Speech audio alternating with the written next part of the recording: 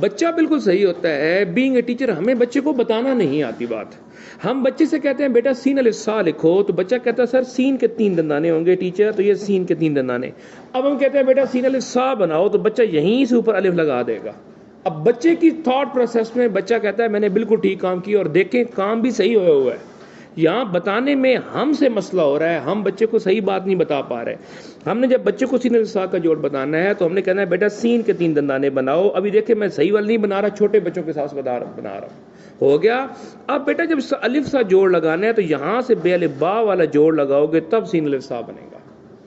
یہ ان بچوں کے لیے الف کا استعمال ہے جو بچے ہمارے KG2 یا پریپ کے بچے ہوں گے. جب یہی بچہ 1 میں آ جائے گا, اس کام کو سیکھ جائے گا, تو پھر ہم بچے کو بتائیں گے بیٹا دندانہ سین ایک اوپر ایک نیچے بن گیا. اب اس ساتھ بے الف با والا جوڑ لگاؤ, تو سر یہاں سے یہ بے الف با والا جوڑ لگائے گا تو کیا بن جائے گا, سین الف سا بن جائے گا. جب بچہ یہ کام بھی کر لے گا, بچہ تھوڑا سا اور آگے چلا جائے گا, تو پھر ہم کیا کہیں گے سر یہ سین کے, یہ دیکھیں 1 یہ 2 یہ مد اور یہ الف کر کے اس طرح کر کے جوڑ بن جائے گا.